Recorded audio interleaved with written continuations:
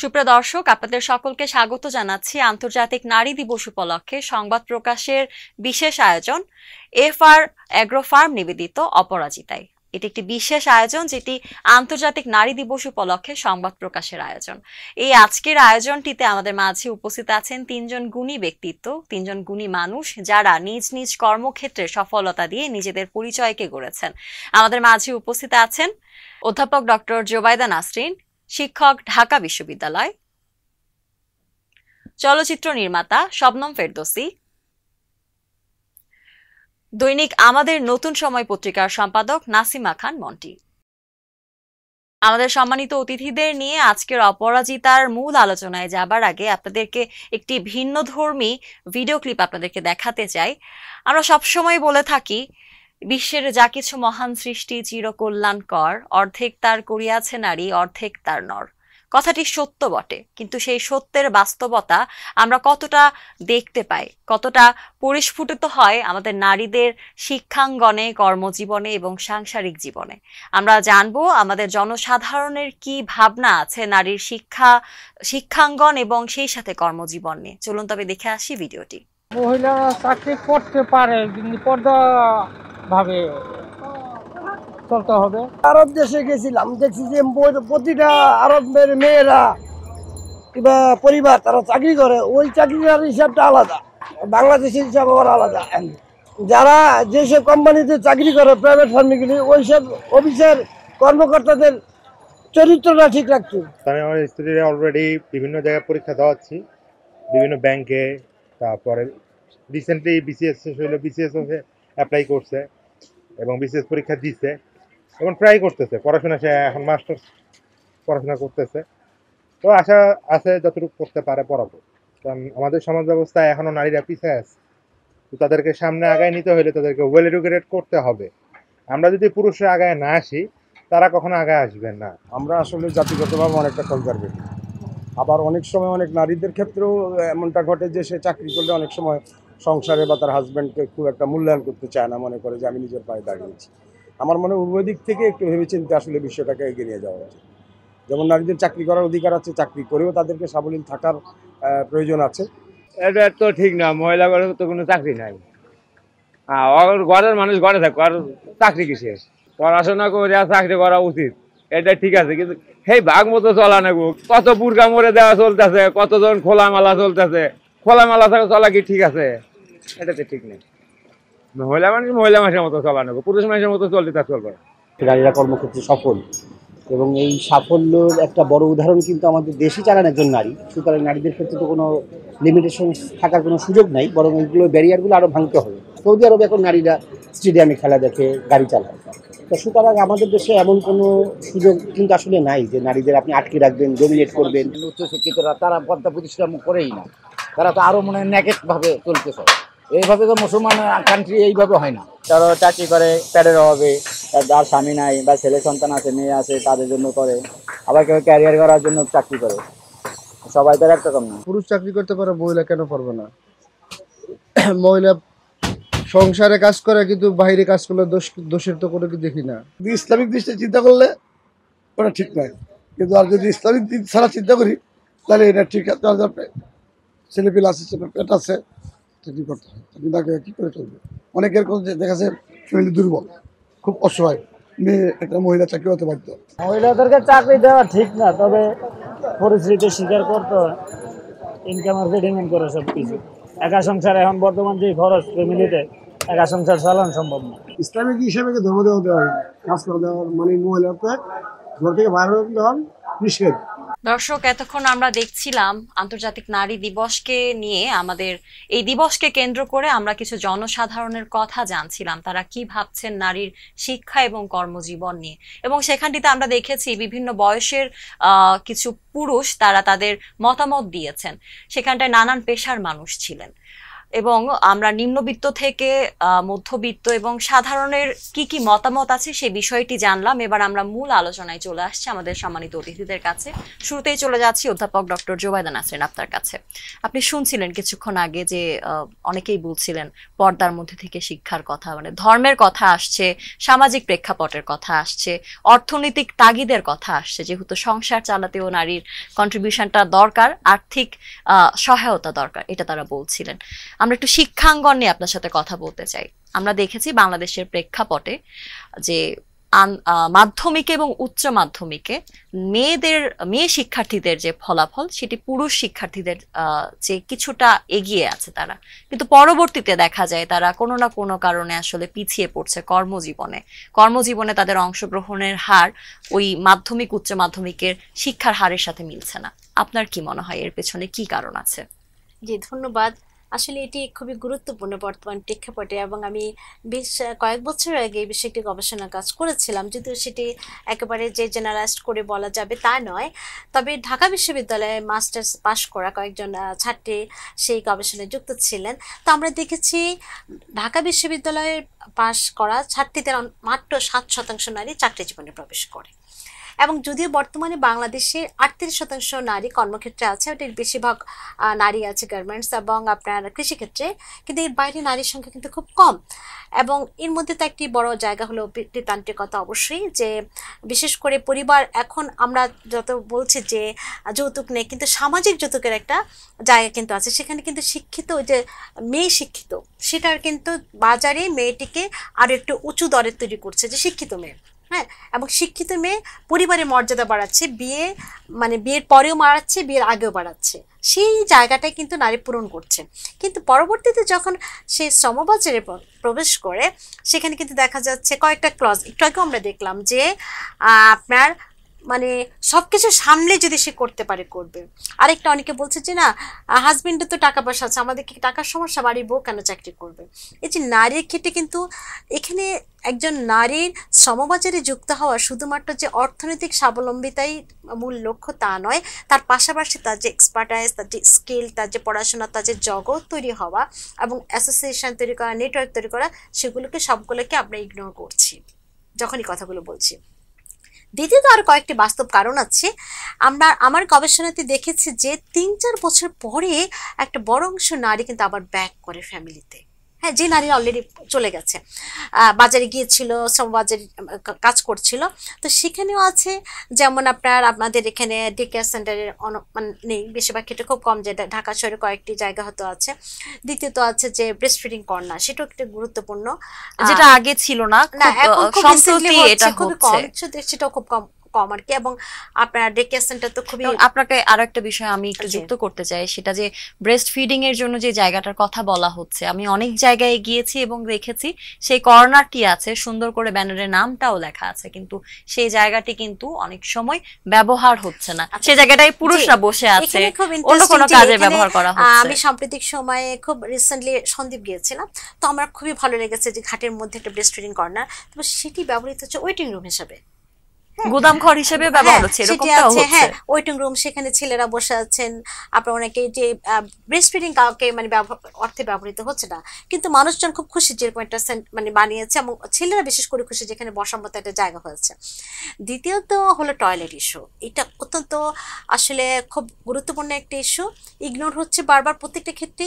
এবং ঢাকা বিশ্ববিদ্যালয়ের কথা যদি আমরা বলি, আমাদের নারী শিক্ষকদের জন্য যে আলাদা টয়লেট সেটি কিন্তু নেই। দ্বিতীয়ত হলো যে এই যে শিক্ষার্থীর জন্য যদি বলেন, ঢাকা বিশ্ববিদ্যালয়ে দেখবেন যে কলা ভবনে মেয়েদের জন্য শুধু একটি মাত্র নিচের তলায়, সেটি মেয়েদের কমন রুমের পাশে টয়লেট। এখন যিনি 6 তলায় পড়াশোনা করছেন, তিনি কিন্তু টয়লেটটি ব্যবহার করার জন্য নিচের তলায় নেমে আসছেন এবং আবার যাচ্ছেন 6 তলায়, এবং এক্ষেত্রে তার প্রায় 15 থেকে 20 মিনিট কিন্তু আসা যাওয়া চলে যাচ্ছে। দ্বিতীয়ত, এবং সকল কর্মক্ষেত্রে কিন্তু চা বাগানের কথা যদি বলেন, সেখানে কিন্তু টয়লেট নেই। বাগানগুলোতে যখন মেয়েরা আপনার কচি পাতা তোলে, সেখানে কিন্তু বিশুদ্ধ পানি নেই। হ্যাঁ, তাহলে বেশিরভাগ মেয়ে কিন্তু এক ধরনের স্বাস্থ্য আপনার ঝুঁকিতে থাকেন। তৃতীয়ত দেখবেন, আমি গার্মেন্টসে কাজ করেছি এবং ট্যানারিতে আমি দেখলাম যে টয়লেট আছে কিন্তু ফুটো করে রেখেছে, আর মেয়ে টয়লেটে গেলে সেখানে আবার ছেলেরা ওকে দিয়ে দেখে, এবং এটি কিন্তু যখন বলছে তখন কিন্তু ইগনোর্ড। কারণ নারী, এবং আমি অনেক জায়গায় দেখেছি টয়লেট আছে, নারীর টয়লেটে বাল্ব নেই, নারীর টয়লেটে বদনা নেই। কারণ নারী টয়লেটটি আসলে প্রয়োজনটা, এবং নারীর টয়লেটটি নিয়ে মাথা ব্যথাই করছে না লোকজন। এর পাশাপাশি আরো কিছু জায়গা আছে, যেমন আপনার যৌন হয়রানি, হ্যাঁ, সেটি আপনার অফিসে যেমন আছে এবং গণপরিবহনে তো আরো বেশি। এবং আমাদের শ্রমজীবী নারীদের একটা বড় অংশ আপনার গণপরিবহনে যাতায়াত করে, সেখানে কয়েকটা বিষয় আমরা খুব স্পষ্টভাবে জানাতে চাই। একটি হলো যেহেতু নারী সিট 3টা হয়তো সিট, এই 3টে ফিল আউট হয়ে গেলে বলে নারী সিট নাই। পাবলিক এবং সেন্সটা বাসে উঠতে দেওয়া হয় না যে নারী সিট নেই বলে। পাবলিক সেন্সটা একটা ম্যাসকুলিন সেন্স, যে পাবলিক বাস কিভাবে একজন নারীকে বলে যে নারী সিট নাই, উঠানো যাবে না। এটা যে একটা বৈষম্য, এটা কখনো রাষ্ট্রের দিক থেকে আসলে সেভাবে স্বীকৃত হয় না, অথচ এটা কিন্তু সাংবিধানিকভাবে আপনার সাংঘর্ষিক, যে আপনার পাবলিক বাস কিভাবে বলবে নারী সিট নেই। দ্বিতীয় হলো যৌন হয়রানি। 3 নাম্বার হলো আপনার যখন একজন নারী প্রমোশন পায়, দেখবেন যে না, নারী তো প্রমোশন পাবে, এটা একটা অন্যরকম একটা হাসি। এখানটা একটা বিতর্ক আমরা দেখতে পাই যে নিশ্চয়ই কোনো পেছনের কোনো গল্প আছে। যখন প্রমোশন পাবে না বলে নারীর যোগ্যতা নেই, কাজকর্ম করে না, দেরি করে আসে, বাচ্চার অজুহাত দেয়, কাজকর্ম পারে না। আর যখন প্রমোশন পালে নারী তো প্রমোশন পাবে, একটা অন্যরকম করে ইঙ্গিতপূর্ণ কথাবার্তা বলা হয়। সুতরাং নারীর জন্য খুব যে আপনার স্বস্তিদায়ক শ্রম বাজার, সেটা বলা খুব কঠিন। এবং যদিও বিজ্ঞাপনে বলা হয় women are encourage to apply, কিন্তু নারীর জন্য শ্রমবাজারটি আসলে উপযুক্ত না করেই কিন্তু আসলে প্যাকেজটি ঘোষণা করা হচ্ছে, যার ফলে দেখা যাচ্ছে নারী কিন্তু খুব স্বাচ্ছন্দ্যে যে তার প্রশিক্ষণ, তার মেধা, তার কর্ম আপনার যে যোগ্যতা, সেটি কাজে লাগবে সেরকম কিন্তু প্রায়শই হয়ে ওঠে না। যার ফলে এর পাশাপাশি তো দেরি করে আসলে পরিবারে একটা চাপ থাকে, তার দেরি করে আসলে তোমার দেরি হলো কেন, আপনার বেশিক্ষণ থাকলে তুমি বাচ্চা কাছে আসলে না কেন, বাচ্চা অসুস্থ তুমি ছুটি নিলে না কেন। হ্যাঁ, এই যে যেমন অফিস তেমন বাসা আসার পর এক গাদা প্রশ্ন কিন্তু তাকে হাজির হয়। 3 ধরনের প্রতিবন্ধকতা, পরিবার, সমাজ এবং কর্মক্ষেত্র। এবং বাচ্চা যদি ভালো রেজাল্ট না করতে পারে, বাচ্চা যদি পিছিয়ে থাকে, মা যদি চাকরি করে বাচ্চা কিভাবে ভালো থাকে, মা যদি চাকরি করে বাচ্চা কি আর পড়াশোনায় ভালো হয়? বাচ্চার অসুস্থ হলে কিন্তু মাকে দোষারোপ করা হচ্ছে, মা যদি চাকরি করে বাচ্চাকে দেখভাল না করলে তো বাচ্চা অসুস্থ হবে। সুতরাং দেখুন, নারীর চ্যালেঞ্জে যা কিন্তু নানামুখী। এবং এখানে আরেকটি কথা বলা প্রয়োজন যে আমরা চ্যালেঞ্জিং পেশা, যে জেন্ডার রোলের কথা বলা হচ্ছে, আমরা চ্যালেঞ্জিং পেশা নারীর জন্য সেট করছি। নারী আপনার মহাকাশে যাবে, নারী আপনার পাহাড় টপকাবে। হ্যাঁ, পুরুষের জন্য করে চ্যালেঞ্জিং পেশা নেই। হ্যাঁ, পুরুষের জন্য বলছি না তুমি নার্স হবে, পুরুষের জন্য বলছি না তুমি ঘর গোছাবে কিংবা তুমি রিসেপশনে চাকরি করবে, পুরুষের জন্য কোনো চ্যালেঞ্জ নেই। সকল পেশা চ্যালেঞ্জিং পেশা নারী, এবং ব্যক্তিক নারীকে আমরা হাইলাইটেড করে সেলিব্রেট করি, কিন্তু এর মধ্যে দিয়ে কোনোভাবে কর্মক্ষেত্রে নারীর জন্য যেসব স্বস্তিদায়ক পরিবেশ, এটি কিন্তু না। আমরা যদি ঢাকা বিশ্ববিদ্যালয় ক্লাবে যদি আমরা খুব কম সংখ্যক নারী যাই, এবং আমি তো রেগুলার যেতাম করোনা আগ পর্যন্ত, সেটা কিন্তু গসিপ যে রাত 10টা পর্যন্ত ক্লাবে থাকে, ওর কি ঘর সংসার নাই? দেখেন মাইন্ডসেট আপনার কিভাবে হয়, যে একজন নারী তার যদি সংসার থেকে 10টা পর্যন্ত কেন বাইরে থাকে, এবং সে ক্লাবে কি করছে? আপনি কিছুক্ষণ আগে আমরা যখন এই অনুষ্ঠানের আগে আমরা কথা বলছিলাম যে আপনি সকালে ঘুম থেকে উঠে সাইক্লিং এ যান, আমার মনে হয় প্রত্যেকদিন সকালের ওই চ্যালেঞ্জটা সকালে সাইক্লিং থেকে শুরু করে ও রাতে ক্লাবে যাওয়া পর্যন্ত মানে চলমান একটা প্রক্রিয়া বলা যেতে পারে। এবং আপনাকে না, এখন দেখুন যে কেন এটা হচ্ছে, আমরা অভ্যস্ত না। আমরা যে জিনিসগুলোকে নারীকে মানে আসবে কর্মক্ষেত্রে সমানভাবে দেখবে, সেটাতে কিন্তু আমরা অভ্যস্ত না। এবং আমি অনেক জায়গায় দেখেছি, শুধুমাত্র শিক্ষা প্রতিষ্ঠান না, অনেক কর্ম প্রতিষ্ঠানে টয়লেটে স্যানিটারি প্যাড ফেলারও কোনো জায়গা নেই। তখন দেখুন, এই যে নারীর এই বিষয়টি নিয়ে ভাববে, কথা বলবে, আপনি এটাকে বাস্তবায়ন করবে, যখন সেই জায়গাগুলোতে পুরুষতান্ত্রিক চিন্তা, চেতনা এবং পাবলিক প্রাইভেট জায়গাগুলো এত বেশি কাজ করে এবং খুবই নারীর জন্য একটা প্রতিবন্ধকতা তৈরি করে, তখন কিন্তু নারী আর সেখানে কখনোই মনে করে না কর্মক্ষেত্র আমার জায়গা। তখন দেখুন, যে 7% নারী কর্মক্ষেত্রে প্রবেশ করে একটা বড় স্বপ্ন নিয়ে, তার হতাশা শুরু হয়ে যায়।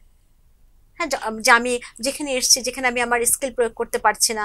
এবং আমরা অনেক জায়গায় দেখেছি, এবং যদি আমি গার্মেন্টস এবং টেকনোলজি মানে ওরিয়েন্টেড জবের কথাই বলি, আমরা বলছি যে ট্যানারিতে কি জব করছে, বলছে যে না, নারীরা তো সহজ কাজ করে, নারীর কাজ সবসময় সহজ। এবং আমরা পুরুষরা সবসময় বলে রান্না করা সবচেয়ে সহজ, কারণ সেটি পুরুষ করে, নারী করে বলে রান্না করা সহজ হয়েছে। সুতরাং নারীর কাজকে সহজ কাজ, নারীর কাজকে মানে পরিশ্রমহীন কাজ করার মধ্য দিয়ে, গ্লোরিফাই করার মধ্য দিয়ে আমরা আসলে নারীকে এক ধরনের আন্ডারগ্রেডেড করি, এবং তাকে তখনই আপনার বৈষম্যের প্রশ্ন আসে, তখনই আপনার নারী অযোগ্যতার প্রশ্ন আসে, তখনই আসলে নারীকে একভাবে সমতার বিপরীতে গিয়ে আপনার নারী বিদ্বেষ তৈরি হয়। এই বিদ্বেষটাই কি মূলত শিক্ষা জীবনে যেটা এগিয়ে যাওয়া, কর্মজীবনে সেটা পিছিয়ে যাবার কারণ? তার মানে এখন দেখুন, আমি যদি খুব ছোট পরিসরে একটা উদাহরণ দিই, আমরা রাজনীতিতে নারীকে খুব ওয়েলকাম করছি যে মেয়েরা রাজনীতিতে আসবে। ঠিক যখন ডাক সিটি নারী নির্বাচন করে তখন তার বিরুদ্ধে নারী বিদ্বেষ তৈরি হয়। তখন তার বিরুদ্ধে সে কয়টি বিয়ে করলো, কয়টি ডিভোর্স হলো, সে একা থাকছে কিনা, সে কার সঙ্গে মিশছে, মানে এই যে নারী বিদ্বেষ কিন্তু আমাদের অন্ধে অন্ধে আমরা প্রবলভাবে নারী বিদ্বেষের চাষবাস করছি। আচ্ছা, আমরা নারী বিদ্বেষ নিয়ে কথা বলছিলাম এবং প্রতিবন্ধকতার অনেক কথা কিন্তু আমরা জনসাধারণের কাছ থেকেও জানছিলাম আমাদের ভিডিও ক্লিপটিতে। আজ আন্তর্জাতিক নারী দিবস, আর সেই দিবসের শুভেচ্ছা আমাদের এই মুহূর্তে যারা স্টুডিওতে আছেন এবং সেই সাথে আমাদের সাথে অনলাইনে যারা যুক্ত আছেন আমাদের সম্মানিত অতিথি, সেই সাথে আমাদের দর্শক সকলের জন্য অনেক অনেক শুভেচ্ছা। এবছর আমাদের আন্তর্জাতিক নারী দিবসে কিন্তু আমরা বৈশ্বিক পরিবর্তন, বাংলাদেশের প্রেক্ষাপট সবকিছু নিয়ে কথা বলবো, যেটা আমাদের আজকের দিবসের প্রতিপাদ্য, যেটি আজকের লিঙ্গ সমতা টেকসই আগামীর জন্য। এটি নিয়ে আমরা কথা বলবো। আমাদের সম্মানিত অতিথি তার কাছে আবারও ফিরে যাচ্ছি। শিক্ষাঙ্গন নিয়ে আপনার সাথে আমরা কথা বলছিলাম। তো শিক্ষাঙ্গনে এই যে অংশগ্রহণ, এই যে পিছিয়ে পড়া, অংশগ্রহণের হার বৃদ্ধি পাচ্ছে, হ্রাস পাচ্ছে, এটা জাতীয় জীবনে কতটা প্রভাব রাখছে, আপনার কি মতামত? জি, এটি কিন্তু আমি কিভাবে দেখছি, একটি শিক্ষাঙ্গন থেকে শুরু করে জেন্ডার বিষয়টিকে, আমাদের দেশে প্রায়শই জেন্ডার বিষয়টাকে নারী হিসেবে পাঠ করা হয়, যেখানে একটি বড় ভুল হয়। তো সেখানে দেখুন, জেন্ডার সমতার ক্ষেত্রে আমরা নারীকেই কিন্তু উৎসাহিত করছি, নারীকে ব্যাট টাচ করতে শেখাচ্ছে, নারীকে যৌন হয়রানি মোকাবেলায় আপনার মানে বিভিন্ন রকমের পদ্ধতি শেখাচ্ছে। এখন অনেক মেয়ে কিন্তু জুডো কারাতে শিখছে, কিন্তু যাকে ঘিরে এত কিছু নিয়ে প্রসঙ্গ, সে পুরুষতান্ত্রিক সমাজের মতাদর্শ এবং যারা চর্চা করছে তারা কিন্তু আনটাচ থাকছে। এখন ধরুন, যদি আমরা এই যে আমরা বলছি যে মানে আপনার শ্রমবাজারে যে নারীর ক্ষেত্রটা নিয়ে কথা বলছে, যদি আমরা সেইভাবে নারীকে না দেখতে পাই শ্রমবাজারে, সেভাবে নারী পুরুষকে সমভাবে, সম জায়গায়, সমমর্যাদায় এবং আপনার চিন্তায় যদি না প্লেস করতে পারে, তাহলে কিন্তু সবসময় বৈষম্যের পেছনে যে মিসোজিনি বা নারী বিদ্বেষ, সেটি থেকে যদি আমরা মুক্ত না হতে পারি, সেটি কিন্তু রয়ে যাবে। এবং এই ক্ষেত্রে কিন্তু গুরুত্বপূর্ণ একটা জায়গা, পুরুষকে দাঁড়াতে হবে পুরুষতান্ত্রিকতার বিরুদ্ধে। আমরা যেমন জেন্ডার বলতে নারী বুঝি, সেভাবে আমরা পুরুষতান্ত্রিকতা বলতেই পুরুষ বিদ্বেষ বুঝি, আসলে কিন্তু তা না। হ্যাঁ, পুরুষরা নারী বিষয়টাকে যদি আপনার সমতার জায়গা থেকে দেখে যে আমি পুরুষ কিন্তু আমি পুরুষতান্ত্রিক না, কারণ পুরুষতান্ত্রিক সমাজে কিন্তু পুরুষও কিন্তু সেটার মধ্যে আসলে নিপীড়িত হচ্ছে। আপনি দেখুন, গত 5 বছরে যে সকল পুরুষ সুইসাইড করেছে, তাদের বেশিরভাগই মানে আপনার কারণ হলো তিনি চাপ নিতে পারছে না, কারণ সমাজ তাকে শেখায় তুমি কাটতে পারবে না, তোমার মানসিক চাপের কথা অন্যকে বলতে পারবে না, তোমার সমস্যার কথা অন্যকে বললে তোমার পৌরুষত্ব নিয়ে প্রশ্ন আসবে, তুমি উইক পুরুষ। হ্যাঁ, তো যেই জায়গায় সে কিন্তু এটা করতে পারছে না, বলতে পারছে না, চাপ নিতে পারছে না। সুতরাং পুরুষতান্ত্রিকতার যে ফলাফল নারীর উপর যাচ্ছে তা কিন্তু না, এটা কিন্তু নারী পিছিয়ে যাচ্ছে, সমতাকেও কিন্তু ইফেক্ট করছে। একই সাথে নারী তো পিছিয়ে যাচ্ছে, পুরুষও পিছিয়ে যাচ্ছে এবং এর ফলে সার্বিক জাতীয় জীবনের সাফল্যটা কিন্তু প্রশ্নবিদ্ধ হচ্ছে। এবং এর পাশাপাশি যে আমরা দেখছি যে নারী পুরুষের মধ্যে লিঙ্গ টার্মটি কিন্তু সীমায়িত না।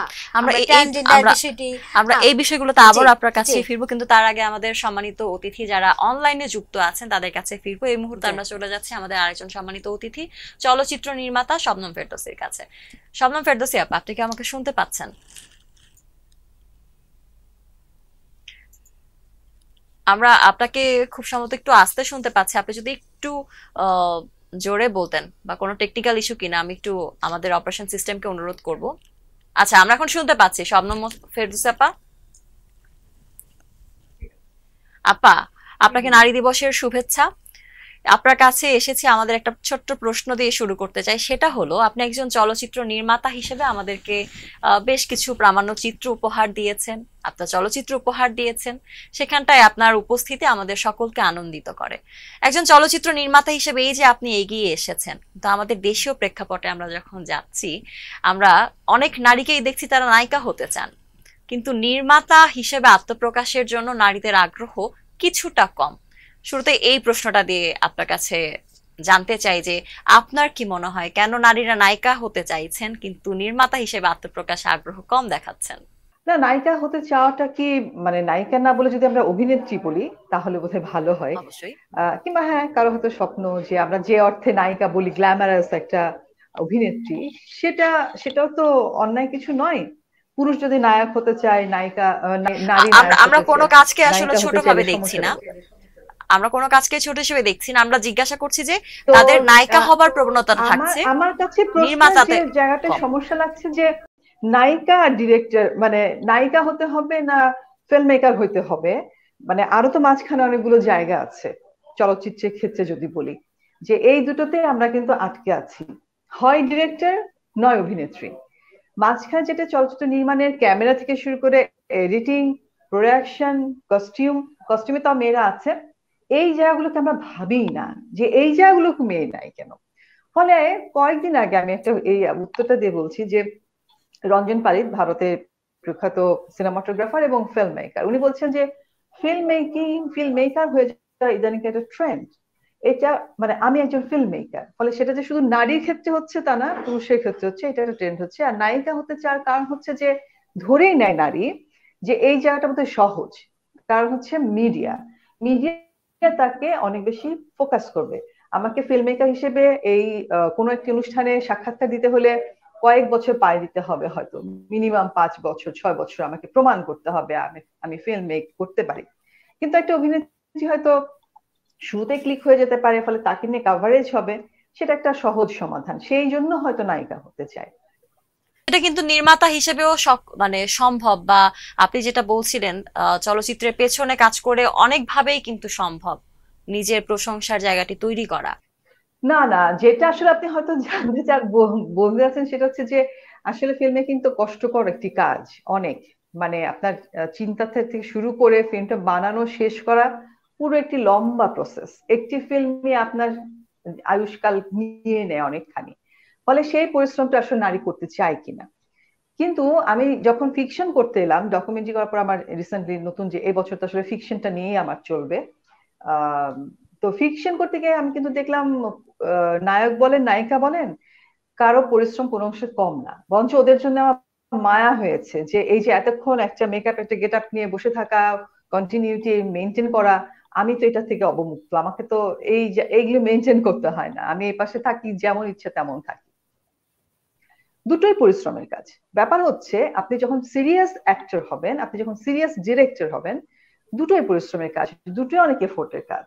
ফলে বাইরে থেকে হয়তো মনে হয় জায়গাটা খুব সহজ, এই যে এখানেও যারা আছে, মন্টি জানে, আপনি জানেন, ক্যামেরার সামনে যখন বসেন, নাসরিন তো অনেক টক শোতে আসে, যে জায়গাটা সহজ না। আপনি ক্যামেরার সামনে থাকেন আর ক্যামেরার পেছনে থাকেন, দুটোই অনেক পরিশ্রমের কাজ, অবশ্যই মেধার কাজ। ফলে একটা মেয়েদের হাতে একটা অনেক গ্ল্যামারাস জায়গা ভেবে মেয়েরা হয়তো ধরে নেয় যে আমি নায়িকা হব। একটা সময় ছিল যে আমার মনে আছে প্রথমে স্ট্রাইক করে 2000 কত সাল থেকে, মানব জমিন একটা পত্রিকা আছে, একটা পেজে ছিল আমি কি হতে চাই, আমি সবাই মডেল হতে চাই, সেখানে যাদের ছবি হতো সেই সময় তারা সবাই মডেল হতে চাইতো। এখন সেই জায়গাটায় মডেলিং এর জায়গাটা যেহেতু চেঞ্জ হয়ে গেছে, অনেক রিয়ালিস্টিক হয়ে গেছে বিজ্ঞাপনের জায়গাটা, সেই জন্য অভিনেত্রী হতে চাই, তথাকথিত নায়িকা হতে চাই।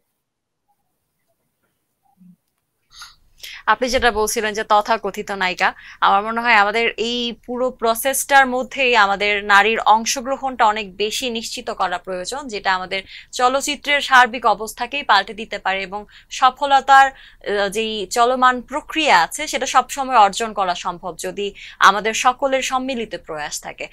শবনম ফেরদৌসী আপা, আপনার কাছে আমার আরো একটি প্রশ্ন, সেটা হলো চলচ্চিত্রে ক্ষমতা এবং ক্ষমতায়ন এবং সমতার জায়গাটির কথা যদি আসে, সেই ক্ষেত্রে বাংলাদেশের চলচ্চিত্রে এই জায়গাটি আসলে কেমন আপনার দৃষ্টিতে? নারী পুরুষের ক্ষেত্রে বলছেন? জি, নারী পুরুষের সমতা এবং ক্ষমতায়নের জায়গাটি বাংলাদেশের চলচ্চিত্রে। জি, সেটা তো খুব রিসেন্টলি দেখা গেল না একটি ঘটনায়, যে এফডিসির একটি ঘটনায়, যে আমাদের অভিনেত্রী নিপুণ, সে অনেক ফাইট করেও তাকে জায়গাটা দেওয়া হলো না, একবার এক খেলা চললো, মানে more than film, more than fiction. ফলে সেখানে কি বোঝা যায় না যে আমরা সবাই দেখেছি মিডিয়াতে ফলো আপ যারা করেছে যে এই নির্বাচনের আগে থেকে নিপুণ কি পরিমাণে অ্যাক্টিভ ছিল, কিন্তু শেষ পর্যন্ত নিপুণকেই বসে দেওয়া হয়, অথচ নিপুণের ঘাড়ে আমি যদি বলি আসলে ভর করে কিন্তু ক্ষমতায়িত হয় আমাদের পুরুষ অভিনেতা বলি, ডিরেক্টর বলি, প্রযোজক বলি। ফলে এইটা যুগ যুগ ধরে চলে এসছে, তাও তো এখন নিপুণরা সামনে আসছে, কিন্তু ফিল্মের ক্ষেত্রে যেটা হয়েছে ওয়ার্ল্ড ওয়াইড, শুরুটাই হয়েছিল পুরুষের হাতে। ফিল্ম মেকিংটা সবসময় শুরু দীর্ঘদিন পুরুষের হাতে, মেয়েরা সামনে ছিল। ওই যে একটা ইমেজের মধ্যে ঘুরপাক, ওই যে একটা ধারণা, সেটাকে কি এখনো ভাঙা সম্ভব হচ্ছে? হচ্ছে না। এখনো ফাইট করতে হয় নারীরা। আমি যদি বাংলাদেশের পরিপ্রেক্ষিতে বলি, ফিল্ম মেকাররা এসছে, তারা অনেক গুছিয়ে কাজ করছে, প্রযোজক তৈরি হয়েছে, দুই তিনজনকে আমরা এখন দেখতে পাচ্ছি, কিন্তু কন্টিনিউয়াসলি তাকে দেখা ফাইট করতে হয় যে আই এম হিয়ার, আমি এখানে আছি। কিন্তু হ্যাঁ, একটা পুরুষ নির্মাতার জন্য যত সহজে ফ্যান ফলোয়ার তৈরি করা যায় এবং সে যত সহজে একটা জায়গাকে তার গ্রিপে নিতে পারে, নারীকে তো এখনো হ্যাঁ, কিছু জায়গায় হয়তো পুতুল সরকারের মতো নারীকে চায়, যে 10 জনের মধ্যে একজন নারী থাকুক, একজন নারী ফিল্ম মেকার থাকুক, একজন নারী প্রযোজক থাকুক, সেই জন্য। কিন্তু ডিসিশন মেকিং এর জায়গায় যদি বলি, সেটা আপনি যে কোনো জায়গাতে বলেন, এখনো তো ব্যাপক ঘাটতি আছে সেই জায়গাটাতে। সেখানে হয়তো অভিনেত্রীরা বেশি পাওয়ারফুল, বেশি এম্পাওয়ার্ড। জেনে খুবই ভালো লাগছে যে নারীদের এম্পাওয়ারমেন্টের কথাই আপনি যখন বলছেন যে বাংলাদেশ, আমাদের নারীরাও অনেক ভালো একটা অবস্থানে আছে। আমরা কিছুদিন আগে আপনার একটি চলচ্চিত্র প্রদর্শনী দেখেছি ঢাকা আন্তর্জাতিক চলচ্চিত্র উৎসবে। আজব কারখানায় আপনার সরব যেই শিল্পীদের উপস্থিতি থেকে শুরু করে চমৎকার পরিবেশনা ছিল চলচ্চিত্রে। সেখানটিতে কিন্তু আমরা বিশ্বের অন্যান্য দেশেরও বেশ কিছু প্রতিনিধিকে পেয়েছি যারা ওই চলচ্চিত্র উৎসবে অংশগ্রহণ করেছিল, এবং সেখানটায় আন্তর্জাতিক চলচ্চিত্রের যে অবস্থান এবং বাংলাদেশের চলচ্চিত্রের যে অবস্থান, সেখানটিতে দুটো জায়গার তারতম্য করতে গেলে আপনার কাছে কি মনে হয় যে বাংলাদেশের নারীরা, বাংলাদেশের চলচ্চিত্রে যারা আছেন নারী অভিনয় শিল্পী বলি বা নির্মাতা বলি বা অন্যান্য কলাকুশলীর কথা বলি, তাদের অবস্থান বিশ্বের সাথে তাল মিলিয়ে চলতে পারছে কিনা, আপনার কি মনে হয়? বিশ্বেও তো খুব আমি বলবো না যে নারী খুব ফ্রন্ট লাইনের জায়গা আছে, কিছু নারী সবসময় বের হয়ে আসে। পৃথিবীর সব জায়গায় নারী নির্মাতা বলেন, অভিনেত্রী বলেন, আমার একই সমস্যা, কোনো না কোনো ভাবে, কোনো না কোনো ফর্মে। সেই তাল দেওয়াতে আমি যদি বলি যে নারী নির্মাতা সেই তালে কতটা আছে বিশ্বের তুলনায়, আমি তো বলবো যে পিছিয়ে নেই। আমাদের সামনে তো রুবায়েত হোসেন জলজন্ত, এই যে 11 মার্চ তার ছবি শিব মুক্তি পাবে। ফলে ইন্টারন্যাশনাল এখন ফিল্ম মেকাররা যেভাবে মুভ করছে, সেখানে তো আমাদের রুবায়েত হোসেন খুব ভালোভাবে মুভ করছেন, তাই না? ফলে এরকম যে নারীরা সিরিয়াসলি কাজ করছেন, তারা কিন্তু সবাই খুব আগের মতো অনেক ইমোশনালি এসছেন তা না, তারা লজিক্যালি এসছেন, তারা ভেবেচিন্তে কাজটা করছেন, এন্ড দে আর মানে ডুইং ভেরি ওয়েল। ইয়াং যারা নারী নির্মাতারা আসছেন, আমাদের থেকে অন্তত 10-12 বছরের ছোট যারা, তাদের একটা তৈরি হয়েছে বেশ কয়েকজন যারা ন্যাশনাল ইন্টারন্যাশনাল কাজ করছে। ফলে আমি যদি দাঁড়িপাল্লাটাই রাখি যে পুরুষ এবং নারী নির্মাতার জায়গাটা থেকে, সেখানে কিন্তু কোয়ালিটির দিক থেকে নারীর কাজটা কিন্তু কোনোভাবে আপনি ইগনোর করতে পারবেন না। কোয়ান্টিটি হয়তো নারী কম নির্মাতা হিসেবে, পুরুষ নির্মাতা হয়তো পরিমাণে অনেক বেশি, কিন্তু যখনই কোয়ালিটির জায়গায় আসছে, আপনি কিন্তু একটা নারীর কাজকেও ফেলতে পারবেন না, কোনোভাবেই না। সেটা একটা শর্ট ফিল্মে হোক, কি ডকুমেন্টারিতে হোক, কি একটা ফিকশন ফিল্মে হোক। কারণ পুরুষ নির্মাতা যখন কোয়ালিটি কাজের ক্ষেত্রে, তারা কয়টা কাজ দিচ্ছে, অনেক আছে হয়তো 50, 60, 100, কিন্তু শেষ পর্যন্ত ওদের কাজটা কিন্তু 5-এ এসে দাঁড়াচ্ছে, সেখানে নারীর কাজ হয়তো 2টো। ফলে আপনি সেই রেশিও যদি করেন, সেখানে কিন্তু নারী আসলে, আমি এগিয়ে কথাটাতে পছন্দ করি না শিল্পের ক্ষেত্রে, মানে প্রায় কাছাকাছি। এবং এই ফ্লোটা যদি অব্যাহত থাকে, আমি বলবো, কারণ আসলে দীর্ঘদিন আমাদের ঠিক আগে তো 2-3 জন নারী নির্মাতা ছিলেন, প্রফেশনালি ফিল্ম মেকিংটাকে কতজন নিতে পেরেছে, তাই না? অনেক টাফ। কারণ এর আগে জোয়াইদা যে কথা বলছিল যে ঘর সামলাতে হয়, আয় রোজগারের ব্যাপারটা সামলাতে হয়, হ্যাঁ। ফলে এই জায়গাগুলো সামলাতে গিয়ে দেখবেন একটা মজার ব্যাপার যে বাংলাদেশে আপনি নারী নির্মাতাদের যদি ব্যক্তি জীবন দেখেন, ম্যাক্সিমাম সিঙ্গেল, হয় ডিভোর্স অথবা বিয়েই করেনি। ভেরি ফিউ, 2 কি 3 জন হচ্ছে স্বামী তাদের আছে এবং তারা হয়তো একটা মিউচুয়াল আন্ডারস্ট্যান্ডিং এ থাকে। পুরুষ নির্মাতাদের ক্ষেত্রে তো তা নয়। আপনি দেখুন সকল পুরুষ নির্মাতারা, স্ত্রীরা তাদের সহায়ক হিসেবে, শক্তি হিসেবে কাজ করে, এবং তাদের থেকে তাদের স্ত্রীদের আমি মানে ইয়েতে দেখি যে সোশ্যাল মিডিয়াতে অনেক বেশি গর্বিত তারা স্বামীকে নিয়ে, সাপোর্টিভ। তার প্রত্যেকে তাদের স্বামী প্রোডাকশনে অ্যাজ এ অ্যাসিস্ট্যান্ট অথবা এক্সিকিউটিভ প্রডিউসার কিছু না কিছু হিসেবে কাজ করে, এবং মানে তাদের গর্বের বিষয়টা। কিন্তু নারী নির্মাতাদের ক্ষেত্রে দেখুন সিঙ্গেল, তাদেরকে নিজের আয়টা করতে হয়, সংসার চালানোর, পেট চালানোর, সন্তান থাকলে সন্তানকে চালানোর, পাশাপাশি আবার এই আর্টের মতো একটি জটিল কাজ, সেই কাজটি তাকে করতে হয়। এর মধ্যে থেকে যদি 5 জন পুরুষ আর 2 জন নারী বের হয়ে আসে, আপনি তাহলে কিভাবে কোন মানদণ্ডে ফেলবেন? অনেক ধন্যবাদ শবনম ফেরদৌসী আপা আমার আপনাকে। কথা বোঝা গেছে? আপনি চমৎকার, জি আপনার কথা আমরা শুনতে পাচ্ছিলাম এবং চমৎকার ভাবে আপনি কিন্তু আমাদের বাংলাদেশের চলচ্চিত্রের বর্তমান অবস্থায় নারীদের অংশগ্রহণের বিষয়গুলো নিয়ে বলছিলেন এবং কোয়ান্টিটি এবং কোয়ালিটির বিষয়টা আপনার কথায় উঠে এসেছে, যেটা খুবই গুরুত্বপূর্ণ একটি বিষয়, যে কোয়ালিটির দিক থেকে নারীরা তাদের সঠিকভাবেই পথ এগিয়ে যাচ্ছে বলা যেতে পারে। কোয়ালিটির দিক থেকে তারা আমাদেরকে বেশ কিছু কোয়ালিটি প্রোডাক্টিভিটি আসলে দিচ্ছে।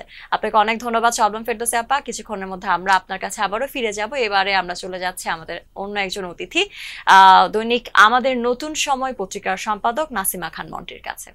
আপা, আপনি কি আমাকে শুনতে পাচ্ছেন? আচ্ছা, আমার কাছে আবার প্রশ্ন, গণমাধ্যমে নারীর জায়গাটা বর্তমানে আসলে কোন অবস্থায় আছে?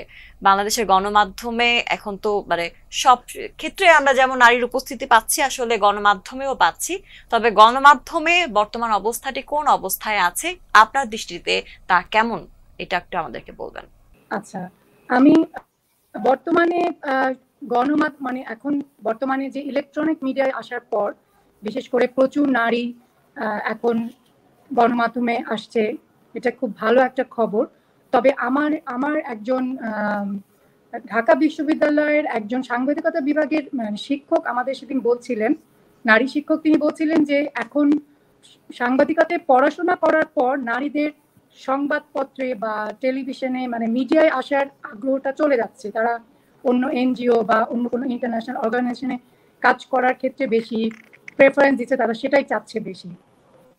তো এটার একটা মানে এটা নানান কারণ। যেমন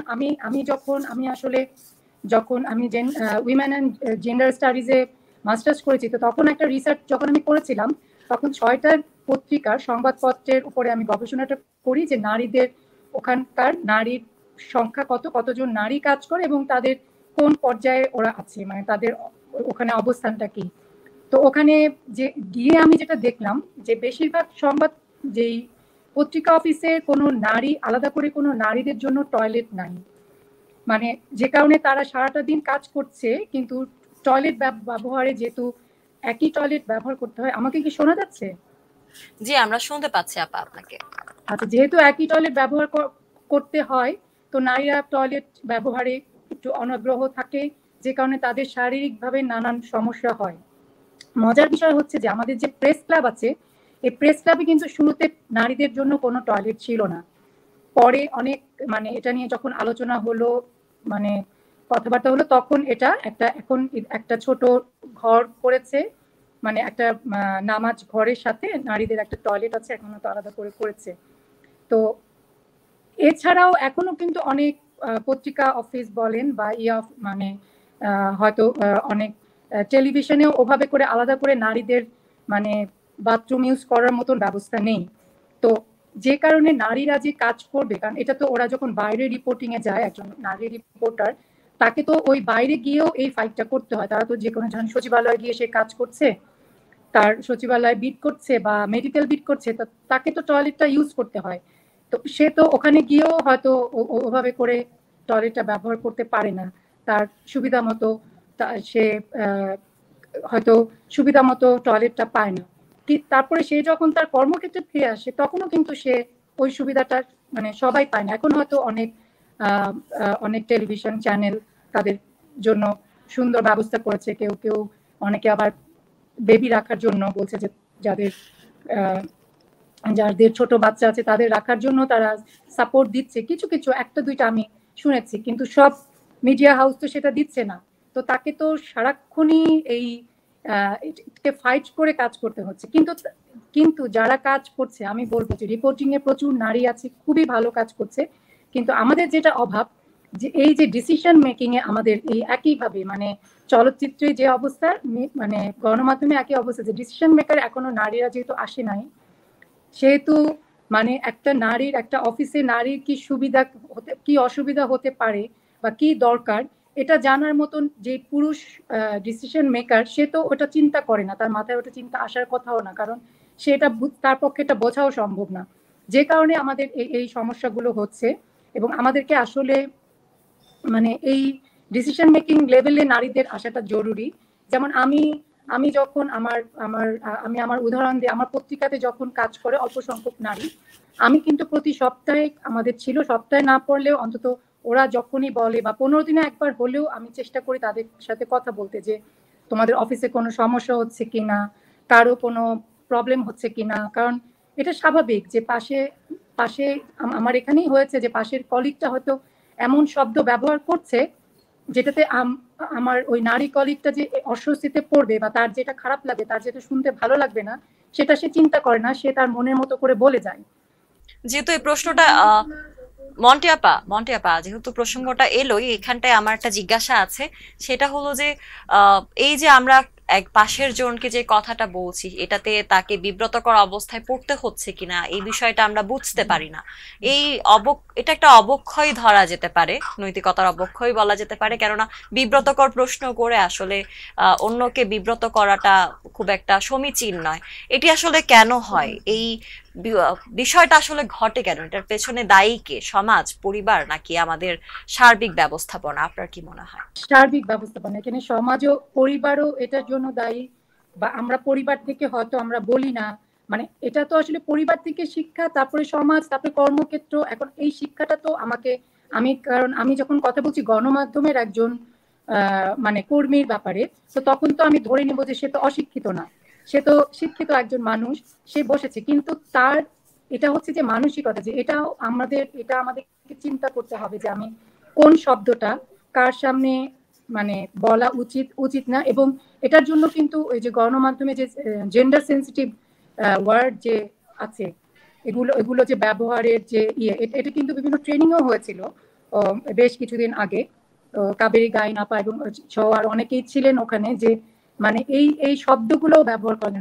এটার জন্য কিন্তু আমরা যেমন গণমাধ্যমের যেই মানে গণমাধ্যমের যেই প্রতিষ্ঠানগুলাই কিন্তু এটা দায়িত্ব নিতে পারে, যে তারা যদি মানে 3 মাসে বা 1 মাসে একবার হোক, 3 মাসে একবার হোক, যে একটা মিটিং এর মতো করবে বা একটা প্রশিক্ষণের মতো করবে, যে আমি আমার সেটা ছেলে হোক মেয়ে হোক, আর আমি নারী হয়েও আমি আমার পাশের পুরুষ কলিগকে এমন কোনো কথা বলতে পারি না যেটাতে সে আঘাত পাবে বা যেটাতে সে বিব্রত বোধ করবে।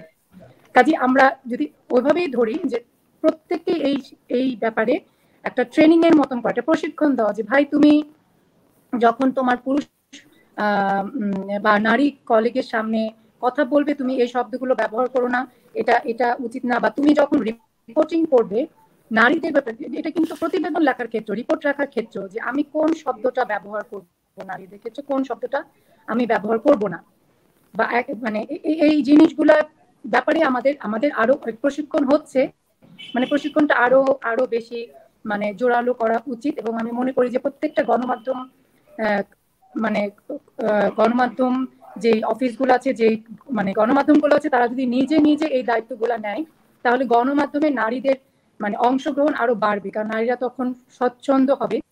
যেমন আমিও একটা টেলিভিশনে কাজ করেছিলাম কিছুদিন, আমি কিন্তু রাতেও কাজ করেছি, দিনেও কাজ করেছি, কারণ আমার যেই মানে আমি যার আন্ডারে কাজ করছি বা আমার যে সিনিয়র পার্সনটা, সে বেশিরভাগই কিন্তু পুরুষ। কিন্তু আমি যখন ওনার সঙ্গে কাজ করছি, আমাকে কিন্তু মাথায় রাখলে হবে না যে উনি পুরুষ, তাহলে কিন্তু আমি কখনোই ওনার সাথে কাজ করব। মন্টি আপা, আমরা আপনার কাছে এই প্রসঙ্গগুলোতে আপনার কাছে আমরা আবারও ফিরবো, কিন্তু তার আগে দর্শকদেরকে জানিয়ে রাখি, আপনারা এই মুহূর্তে সংবাদ প্রকাশের বিশেষ একটা আয়োজনে আছেন। আন্তর্জাতিক নারী দিবস উপলক্ষে অপরাজিতার আজকের এই আয়োজনটিতে আমরা আছি আপনাদের সাথে। আমাদের অতিথিরা কথা বলছেন নারী দিবসের নানান দিক নিয়ে এবং নারীদের এগিয়ে চলার কথা তো আমরা জানছি।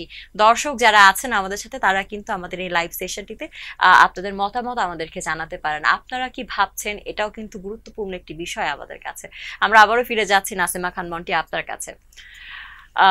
গণমাধ্যমের অনেক কথাই বলছিলেন আপনি, গণমাধ্যমে নারীদের যে অংশগ্রহণের বিষয়টির কথা আপনি বলছিলেন। এবারে গণমাধ্যমে আরো একটি প্রশ্ন, যে খবর বা বিজ্ঞাপন, খবরের কথাটি আপনি তো বলছিলেনই, বিজ্ঞাপনের যে বিষয়টি আছে সেখানটিতে আমরা নারীকে যেভাবে উপস্থাপন করছি, এটিকে আসলে সঠিকভাবে আমরা উপস্থাপন করছি কিনা আপনার কি মনে হয়? বা কি কি পরিবর্তন আপনার দৃষ্টিতে আছে যে এই পরিবর্তনগুলো আসলে আমাদের পরিবর্তিত হওয়া খুব জরুরি বিষয়?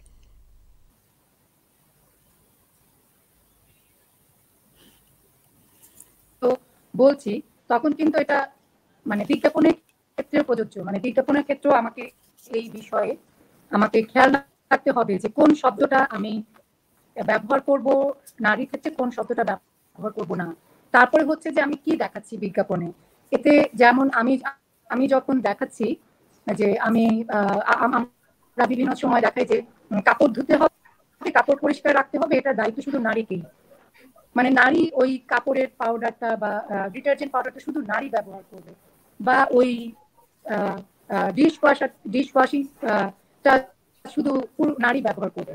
মানে ওখানে আমরা সব সময় নারীকে এনে দিচ্ছি। মানে আমরা যদি এই বিজ্ঞাপনের মাধ্যমে কিন্তু একটা আমূল পরিবর্তন আনা সম্ভব, যে নারীদের যে এই মর্যাদার জায়গাটাকে আরো মানে দৃঢ় করার ক্ষেত্রে বিজ্ঞাপন কিন্তু একটা বড় ভূমিকা রাখতে পারে তাদের এই বিজ্ঞাপনের মাধ্যমে। কারণ এই বিজ্ঞাপনটার ব্যাপার মানে ছোট ছোট করে বিজ্ঞাপনগুলি তৈরি করা হয়, এগুলো কিন্তু মানুষের মধ্যে খুব দাগ কাটে। যে আমি যদি বলি যে যেমন অনেক আগে একটা বিজ্ঞাপন হতো যে আমরা এখনো এটা ব্যবহার করি যে কি তামসা সব পকা, এরকম করে মানুষ কিন্তু মনে রাখে। আমরা যদি এসব বিষয়গুলো যদি মানে নারী সেন্সিটিভ, যে আমি আমার মায়ের সাথে কিভাবে কথা বলবো, আমি আমার বোনের সাথে কিভাবে কথা বলবো, আমার বোন মানেই যে শুধু আমার ঘরের কাজ করবে আর আমি ভাই এই জন্য আমি ঘরের কাজ করবো না, এই মানসিকতাটা কিন্তু আমাকে পরিবার থেকে আসতে হবে। এটা কিন্তু কর্মক্ষেত্রে গিয়ে কিন্তু এই জিনিসটার পরিবর্তন করা সম্ভব না। যেমন আমি যখন অফিসে আমরা অনেকগুলো কলিগ আছি, কিন্তু আমরা যখন চায়ের অর্ডারটা দিই বলি যাই একটু চা নিয়ে আসো, আমরা কিন্তু নারী কলিগটাকে মানে ইয়ে করে বলি, পয়েন্টেড করে বলি যে হ্যাঁ একটু চা এনে দেন না, আমাদেরকে সবাইকে চা খাওয়ান।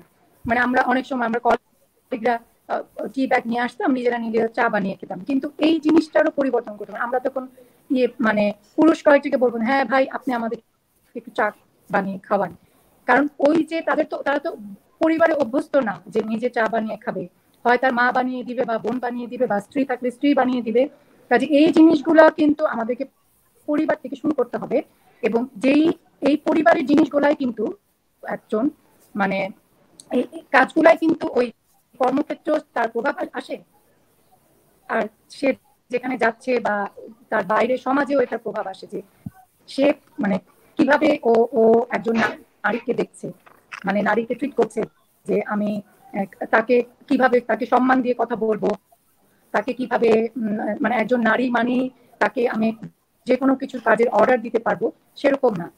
তারপরে হচ্ছে যে আমরা দেখি যে আরেকটা জিনিস যেটা গণমাধ্যমে শোনা যায় যে নারীদেরকে খুব সফট বিট দেওয়া হয়, যেমন তাদেরকে ক্রাইম বিটে নারী খুব কম।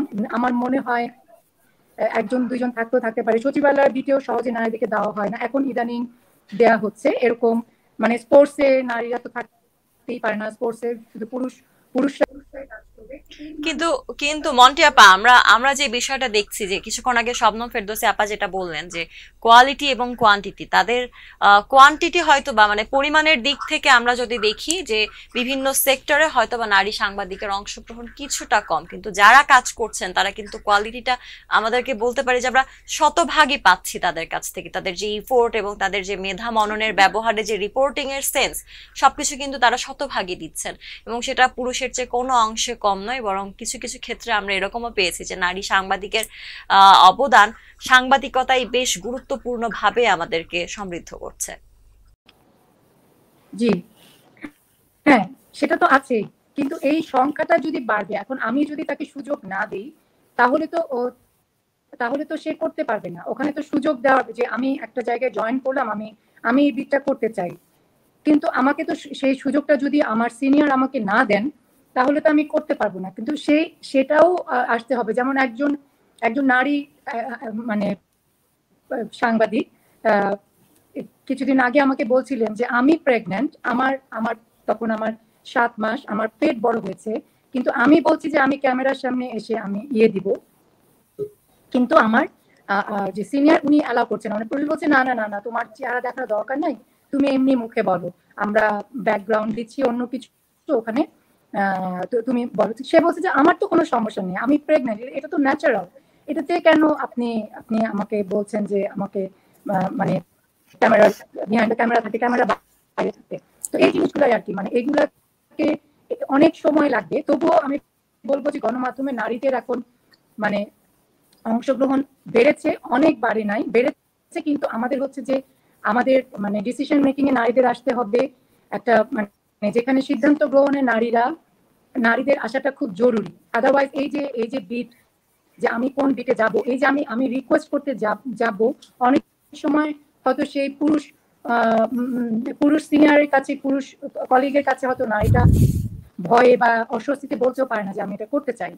কিন্তু একজন নারী যখন তার সিনিয়র হবেন, সে সিদ্ধান্ত গ্রহণের দায়িত্বে থাকবেন, তখন সে তার সমস্যার কথাটা সে যেভাবে বলতে পারবে, একজন পুরুষদের কাছে হয়তো সেভাবে বলতে পারবে না বা বলে না, যে কারণে অনেকে পিছিয়ে থাকে, অনেকে যায় না।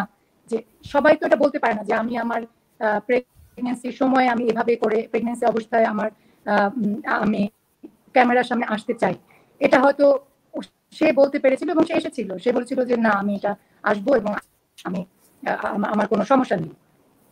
অনেক অনেক ধন্যবাদ মন্টি আপা আপনাকে। আপনার এই চমৎকার আলোচনায় কিন্তু আমরা বেশ কিছু দিক জানতে পারলাম, এবং আমার মনে হয় এই যে সংকটের কিছু বিষয় আছে, কিছু প্রতিবন্ধকতা আছে, সেগুলো খুব শীঘ্রই আমরা জয় করতে পারবো। কেননা আমরা পেছনের দিকে যদি তাকাই, আমাদের বর্তমানের সময়টা কিন্তু বেশ আলোকিত, এবং আপনারাই সেই আলোর প্রতিফলন হিসেবে আজকে আমাদের এই অনুষ্ঠানে উপস্থিত হয়েছেন, অনলাইনে কিংবা আমাদের স্টুডিওতেই বা বলি না কেন। তো আমাদের এবারের নারী দিবসের প্রতিপাদ্য সেটি হলো আজকের লিঙ্গ সমতা টেকসই আগামীর জন্য।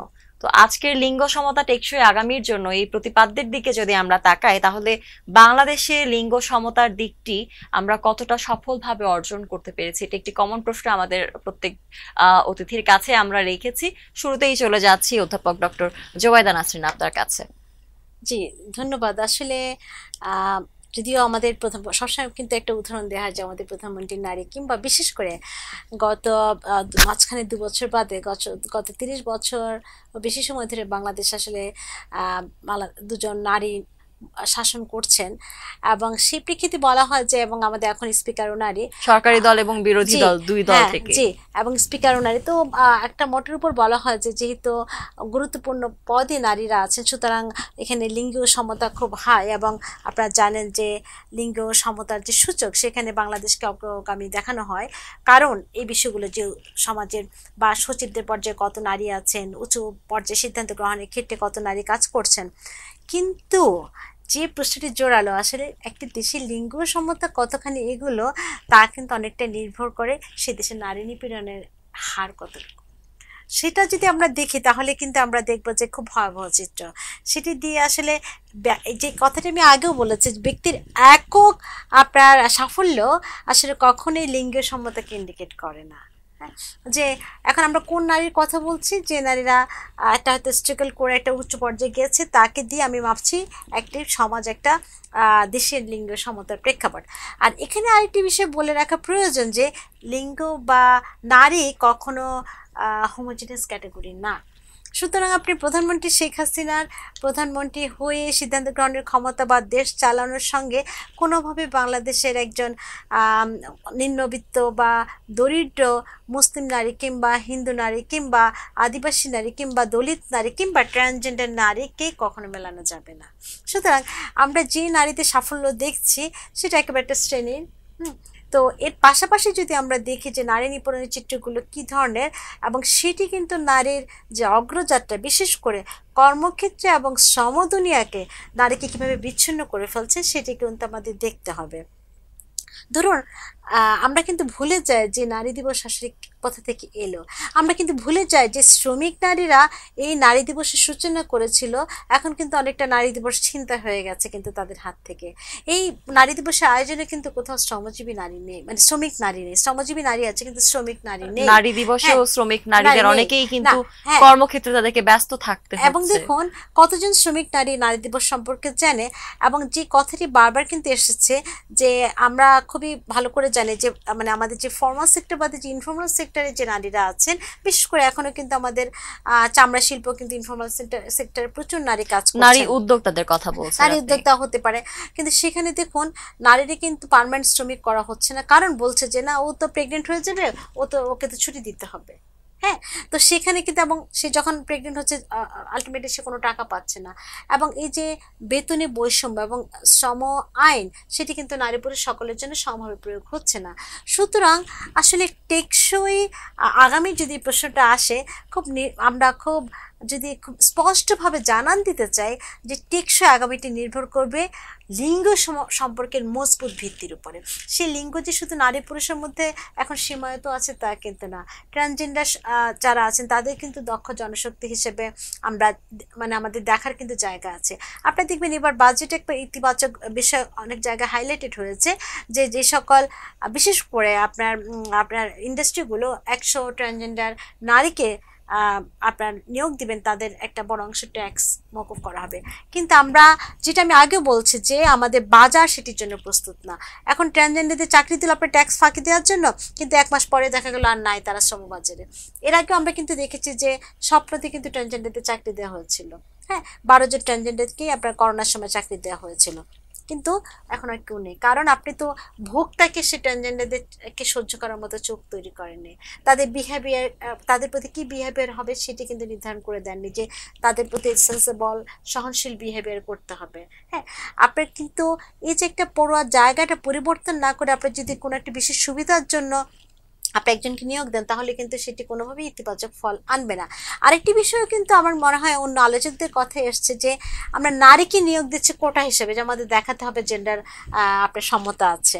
শুধু দেখুন অনেক তো 100 জন চাকরিজীবীর মধ্যে 10 জন নারী, বলছে না আমাদের তো জেন্ডার নারী আছে আমাদের অফিসে। হ্যাঁ, সেখানে কিন্তু নারী কোটা একটা বিশেষ জায়গা যেটা পজিটিভ ডিসক্রিমিনেশন, কিন্তু এর পাশাপাশি এই না যে অন্য জায়গায় নারীকে নিয়োগ দেওয়া যাবে না, এবং কোন জায়গাগুলোতে আপনি নিয়োগ দিচ্ছেন যেখানে নারী খুব কম সিদ্ধান্ত গ্রহণে আপনার সুযোগ থাকে। শুধু সে কিন্তু ডিসিশন আপনার মানে তৈরি করে মেকার না। তো এই যে ডিসিশন রিসিভার এবং ডিসিশন মেকারের মধ্যে যে পার্থক্যটা, সেই জায়গাটা নারী না থাকার কারণে নারী যে অন্য একজন নারীর জন্য আপনার স্কোপ তৈরি করবে সেটি কিন্তু হরহামেশা হয়ে উঠছে না। আমার মনে হয় যে আমরা আমাদের প্রশ্নের উত্তরটি পেয়ে গেছি যে মুদ্রার এপিকটাকে দেখে আসলে নারীর অংশগ্রহণের বিষয় বা লিঙ্গ সমতার বিষয়টিকে নির্ধারণ করা সম্ভব না, মুদ্রার ওই পিঠটাও দেখতে হবে। এটা অধ্যাপক ডক্টর জুবাইদা নাসরিনের কাছ থেকে আমরা জানলাম। এবার আমরা পরবর্তী আমাদের অতিথি চলচ্চিত্র নির্মাতা শবনম ফেরদৌসী, তার কাছে চলে যাব। আজকের লিঙ্গ সমতা টেকসই আগামীর জন্য এটা আসলে আমরা কতটা অর্জন করতে পেরেছি, আমরা এবার একটু জেনে নেব চলচ্চিত্র নির্মাতা শবনম ফেরদৌসী আপনার কাছ থেকে। আসলে লিঙ্গ সমতার কতগুলো সুযোগ আছে, তাই না? এটা জুবাইদা নাসরিন খুব ভালো করেই জানে, এবং সেটা হচ্ছে ক্লাস অনুযায়ী হয়, অনেক কিছুর মধ্য দিয়ে হয়। আবার নারীবাদের যে নানা রকম তত্ত্ব আছে, যে রেশিওস গুলো আছে, সে অনুযায়ী যদি বিভক্ত করেন তাহলে আরেক ধরনের লোক। ফলে আপনি অর্থনৈতিক মানদণ্ড যদি বলেন, আপনি পেশাগত পার্টিসিপেশনের ক্ষেত্রে যদি বলেন, সেই সব জায়গায় মজুরি বৈষম্যের ক্ষেত্রে বলেন, আমি বলছি এগুলো হয়তো দৃশ্যমান বিষয়গুলোতে কমে এসছে সার্বিকভাবে। আমরা তো আসলে এত নারীকে কর্মস্থলে আগে দেখিনি। গার্মেন্টস ইন্ডাস্ট্রি তো পুরোটাই নারীর উপর নির্ভরশীল, কিন্তু পাওয়ারের ক্ষেত্রে যে সমতা, আসল যে জায়গা, সেই জায়গাটাই তো আসলে অন্য চেহারা।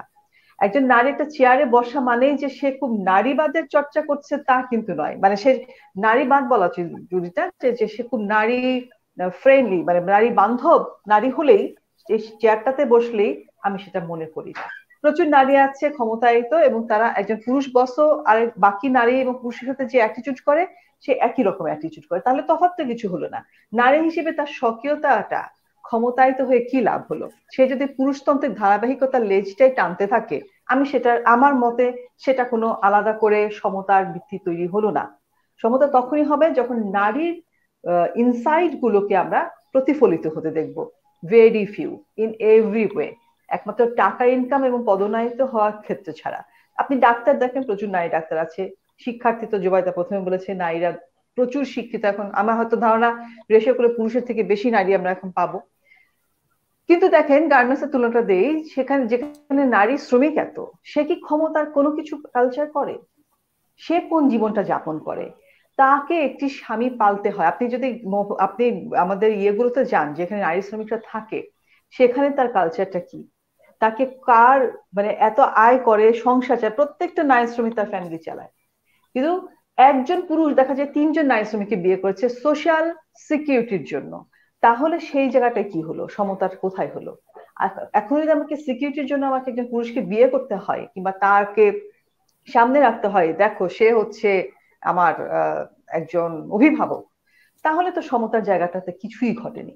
আমি বলবো যে পিছিয়ে গেছে। আমার কাছে মাঝে মাঝে মনে হয় যে আমাদের মায়েদের আমরা যারা যারা চাকরি করতেন, তারা যত বেশি নিজেদের জায়গাটা ধরে রাখতেন, গ্রিপে রাখতেন এবং তাদেরকে আলাদাভাবে মূল্যায়িত করা হতো, এখন যেন জায়গাটা একটা কেমন একটা মানে শ্যালো জায়গায় চলে গেছে। একটি নারী যথেষ্ট ক্ষমতায়িত হয়েও তাকে প্রমাণ করতে হয় তার খুব একটা সুখী সংসার আছে, তার স্বামী তার মতোই আয় করে, তার অধীনস্থ নয়। তাদের একটা মেক বিলিফ একটা ওয়ার্ল্ড মানুষকে সামনে হাজির করতে হয়। কেন পুরুষকে তো করতে হয় না? আমি রিসেন্টলি দেখলাম এই করোনার সময়ে প্রচুর নারী এবং পুরুষ তাদের স্পাউস মারা গেলেন, তাই না? অনেক স্ত্রী মারা গেলেন, অনেকে স্বামী মারা গেলেন। কবর থেকে রেখে আসা মাত্রই সে স্বামীটিকে এখন কি করে তার জীবন চলবে, অনেকে ইয়াং এজে হয়েছে, বিপত্নিক বিধবা, সেই ছেলেকে নিয়ে তার শ্বশুরবাড়ির লোকেরাও চিন্তিত হয়ে যাচ্ছে যে এই ছেলেটাকে একটা বিয়ে করবে। এবং এবং শবনম ফেরদৌসী, আপনার সাথে আমিও এই বিষয়টাই যোগ করতে চাই যে এটা আসলে সত্যিকার অর্থেই সত্য। আমার দর্শকরা যারা আছেন তারাও বোধহয় বিষয়টাকে রিলেট করতে পারবেন যে একজন পুরুষের স্ত্রী যখন মারা যাচ্ছেন বা যখন তিনি পৃথিবী ছেড়ে যাচ্ছেন, সেই সময়টিতে আমরা সকলেই ব্যতিব্যস্ত হয়ে যাই পুরুষ সেই স্বামীটিকে কিভাবে দ্বিতীয় বিয়ে করানো যেতে পারে। এটা আমারও এরকম অভিজ্ঞতা আমি দেখেছি, সমাজে নিয়মিত দেখা যায় এটা। সে কি করে চলবে, তার কে যত্ন নিবে? কিন্তু একটি নারীকে আমি দিনের পর দেখেছি অন্য নারীদেরকে, যে কোনোদিন সে হয়তো ডিভোর্স হয়েছে কিংবা হাজবেন্ড মারা গেছে, তাকে বিয়ে করার জন্য উৎসাহ তো দূরের কথা, সে যদি কোনোদিন কোনো মানে পরবর্তীতে ইচ্ছা প্রকাশ করে, তাকে যে কতভাবে অনুৎসাহিত করা হয়। কেন, তুমি তো ভালো আছো, বাচ্চাটা নিয়ে ভালো আছো, আবার বিয়ে করবে, আবার কি হবে? মেয়েরাও নিজেদের থেকে শঙ্কা বোধ করে। তাহলে আপনি বলুন যে একটি মানে অফিসে মনে করেন দুজন ইঞ্জিনিয়ার চাকরি করে, পুরুষটা বিপত্নিক হলে তাকে বিয়ের জন্য তার কলিগরা থেকে শুরু সবাই পাগল হয়ে যাবে, আর নারীটাকে দেখতে চাইবে সতী সাবিত্রী এবং খুব একটা, হ্যাঁ সে তাহলে ইসে হলো। এই যে জায়গাটা, আপনি এই মনস্তত্ত্বকে পরিবর্তন যদি না হয়, তাহলে কোথায় সমতা বলুন? হ্যাঁ, আমি একটা পুরুষকে এখনো অ্যাটিটিউডটা মানে মানে পুরুষ কেন কাঁদতে পারে সে কথা বলছেন, যে আসলে কোথা থেকে কাঁদবে, তাই না? তাকে তো আসলে ওই জায়গাটা রাখা হয়নি। ফলে এই ছোট ছোট জায়গাগুলো ইন্ডিয়ান, এগুলো তো আসলে আমার আমার বিবেচনায় যে এগুলো হচ্ছে আসল সমতার জায়গা করে, মানসিক যে জায়গাটা স্বস্তিদায়ক, নারীর জন্য একটি স্বস্তিদায়ক সমাজ। নারীকে আসলে যে সমাজ আমরা এখন দিয়েছি পুঁজিবাদী অর্থনীতিতে, সেখানে আরো চ্যালেঞ্জের মধ্যে ঠেলে দেওয়া। এর থেকে তো ভালো যে আমার স্বামী আয় করে আনবে, যে যেটা বলছিল পুরুষরা আমাদের শুরুতে বলছিল না, একজন রিক্সাওয়ালা, একজন মুদি দোকানে, যে মহিলারা ঘরে থাকবে, এটা তো তার কাজ না। সেটাও তো ভালো যে তাকে সংসারটা সামলাবে, তাকে রোজগার করে দিচ্ছে স্বামী। একদিকে চ্যালেঞ্জটা কম, কিন্তু এখন নারীকে 100টা চ্যালেঞ্জের মধ্যে সে তাকে প্রমাণ করতে হচ্ছে আমি কাজ পারি, আমি বুদ্ধিমতী, আই ক্যান ক্রিয়েট, এটাও করতে হচ্ছে। আবার পাশাপাশি তার যে ইচ্ছা শক্তি, তার যে ডিজায়ার, তাকে রিসিভ করার জন্য সোসাইটি প্রস্তুত নয়। যাও হয়তো ছিল, আমার মনে হয় যে সেটা আরো পিছিয়ে গেছে। আমরা মনে হয় আজকের আলোচনার সব থেকে গুরুত্বপূর্ণ মেসেজটা এই মুহূর্তে দর্শকদের কাছে পৌঁছে দিতে পেরেছি, যে একজন নারীকে কতগুলো প্রতিবন্ধকতার মধ্যে দিয়ে নিজের ইচ্ছেটাকে নিয়ে বাঁচতে হয় এবং নিজেকে প্রমাণ করার জন্য তাকে প্রতিনিয়ত যুদ্ধ করতে হচ্ছে, পরিবারের সাথে যুদ্ধ করতে হচ্ছে, কর্মক্ষেত্রে যুদ্ধ করতে হচ্ছে, এবং পুরো সমাজ ব্যবস্থা সেটা বোধহয় স্কুল জীবন থেকে শুরু করে বার্ধক্যের শেষ লগ্ন পর্যন্ত তাদেরকে এই প্রমাণের মধ্য দিয়েই যেতে হচ্ছে। এবং স্বকীয়তা নেই বলে বা স্বকীয়তার জায়গাটি তাদের তৈরি করার অভাব আছে বা অধিকার নিয়ে সোচ্চার হবার অভাব আছে বলে আজও লিঙ্গ সমতার কথা আমরা মুখে বলছি, কিন্তু বাস্তবিক অর্থে তার সমতায়নটা আসলে আমরা সঠিকভাবে করতে পারছি না। শবনম ফেরদৌসী, আপনি বোধহয় আমার সাথে একমতই হবেন। হ্যাঁ, মানে আমার এই বেগ ইসে দেখে, সমতা দেখে কি লাভ? আমি নারী দিবসে পড়ি না যে পিঙ্ক, যে কালার, এটা তো একটা অসমতা, যে পুরুষকে ব্লু পড়তে হবে, নারীকে পিঙ্ক কেন? আমি ব্লু পরবো, পুরুষও পিঙ্ক পরবে। ফলে এগুলো কি তৈরি করে দিয়েছে না ইমেজ? এই যে ইমেজ বন্দিত্ব, এটা খুব dangerous. As a visual artist আমি বলবো যে ফিল্ম মেকার হিসেবে এই ধরনের ইমেজকে আমার জন্য সবসময় খুব বিরক্তিকর, এবং সারা জীবন আমরা চেষ্টা করেছি যে এই ইমেজটাকে ভাঙবার। ফলে আমাকে পুরুষ নির্মাতা হিসেবে পুরুষতান্ত্রিক সমাজ স্বীকৃতি দিল কি দিল না, নারী হিসেবেও স্বীকৃতি দিল কি দিল না, আমার তাতে কি যায় আসে? অনেক ধন্যবাদ শবনম ফেরদৌসী আপা আপনাকে। চমৎকার কথোপকথনে কিন্তু আমাদের আড্ডাটা আসলে জমে উঠেছে এবং আমরা দেখা যাচ্ছে যে একদম শেষ পর্যায়ে চলে যাচ্ছে আমাদের প্রশ্নটি নিয়ে। আমরা আবার চলে যাচ্ছি আমাদের আরেকজন অতিথি নাসিমা খান মন্টি আপনার কাছে। নাসিমা খান মন্টি, আপনি আমাকে শুনতে পাচ্ছেন? আজকের লিঙ্গ সমতা টেকসই আগামীর জন্য, এটি এবছর নারী দিবসের প্রতিপাদ্য। আমরা এটিকে কতটা অর্জন করতে পেরেছি বা আমরা কোন পথে আগাচ্ছি সেই বিষয় নিয়ে আপনার মতামত এবার জানতে চাই। নাসিমা খান মন্টি, আপনি কি শুনতে পাচ্ছেন? আমি আবার শবনম আপার মতো এতটা আপনি, আমি তো শুনতে পাচ্ছি। জি, আমরা শুনতে পাচ্ছি। আমি কি বলবো? জি, আমরা শুনতে পাচ্ছি। জি, আচ্ছা, আমি অবশ্য শবনম আপার মতো এতটা নারী সমতার বিষয়ে এতটা হতাশ হতে চাই না। যে আমাদের তো আসলে একসাথে আমরা যদি এতদিনের মানে পিছিয়ে পড়া একটা গোষ্ঠীকে আমরা হুট করে কিন্তু মানে সমানে সমানে নিয়ে আসতে পারবো না। এটার জন্য তো আমরা অনেক কাঠ পুড়িয়েছি, মানে অনেক কষ্ট, অনেক যন্ত্রণা এখনো হচ্ছে। কিন্তু আমাদের আসলে যে লাস্টে যে স্বপ্নবাবা যে কথাটা বললেন যে কেউ আমাকে দিল কি দিল না ওইটা আমি কেয়ার করি না। আমি আমার কাজ করে যাব, আমি আমার চেষ্টা করে যাব, আমি আমার জায়গাটাকে আমার পথ চলার পথটাকে আমি নিজে তৈরি করে নিব। এতে কেউ আমাকে সহযোগিতা করলো কি করলো না আমি এটা ধার ধারবো না। আমিও তাই মনে করি যে আমাদেরকে আসলে আমাদের নারীদেরকে এখন নারীদের যে সমতার জায়গাতে আসতে হলে যে প্রথমে আমাদেরকে শিক্ষা, কর্ম, ওগুলাতে আমাদের কষ্ট হয়। হ্যাঁ, মানে আপনাদের কথাও ঠিক যে এখন আমাদেরকে অনেক বেশি কাজ করতে হয়। আগে শুধু আমরা সংসার করতাম, ছেলে মেয়ে মানুষ করতাম, অতটুকুই আমাদের কাজ ছিল। কিন্তু এখন দেখা যাচ্ছে যে ওই কাজগুলো কিন্তু আমাদের কাছ থেকে সরিয়ে নেওয়া হয় না। ওই কাজগুলোর সাথে এখন আমাদের যুক্ত হয়েছে যে আমাদেরকে এখন বাইরেও কাজ করতে হচ্ছে, আমাদেরকে ইনকাম করতে হচ্ছে, আমাদেরকে মানে পরিবারে অর্থনৈতিক সাপোর্ট দিতে হচ্ছে। কাজে আমাদের কাজ কিন্তু ওখানে কিন্তু প্লাস হলো, এখানে কিন্তু কোনো কিছু মাইনাস হয়ে যে আমি ওটা করলাম। যেমন আমার বাচ্চাকে যে সকালে উঠে কে স্কুলে নিয়ে যাবে এই চিন্তাটা নারীদেরকেই করতে হয়, মাকেই করতে হয়। বাবারা এটা বেশিরভাগ ক্ষেত্রে এখনো করেন না। খুব সামান্য কিছু পরিবার হয়তো করে, তারা হয়তো নিজেরা কাজ ভাগ করে নেয় কিছু কিছু কিন্তু এটার সংখ্যাটাও খুব কম। একজন একজন মানে একজন গৃহকর্মীও যখন সে তার ভোরবেলা তার কাজে যায় তখন তার বাচ্চাটাকে কোথায় রেখে যাবে সেটার ব্যবস্থা তাকেই করতে হয়। হয় সে সঙ্গে করে নিয়ে যায়, অথবা সে এমন একটা জায়গা, অথবা বেশিরভাগ এখন যেটা হচ্ছে যে মাদ্রাসায় দিয়ে দেয়। যে মাদ্রাসায় বেশিরভাগ মাদ্রাসা ফ্রি, অনেক এরকম মাদ্রাসা আছে ফ্রি, তারা মাদ্রাসায় ছেলেটাকে দিয়ে যে সারা দিনের জন্য দিয়ে সে চলে গেল, সে কাজ করতে পারে।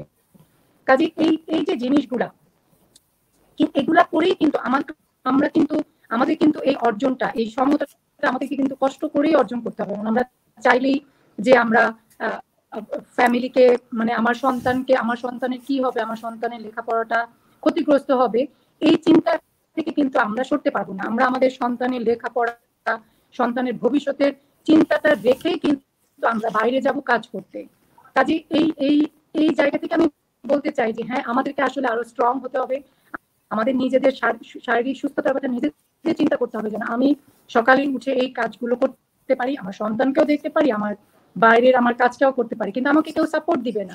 খুব কম মানুষই তার পরিবারের সাপোর্ট পায়, খুব কম নারী তার পরিবারের সাপোর্ট পায়, হয়তো মার কাছ থেকে বা শাশুড়ির কাছ থেকে বা কোনোভাবে। কিন্তু এই সাপোর্ট তো প্রতিটা নারী পায় না।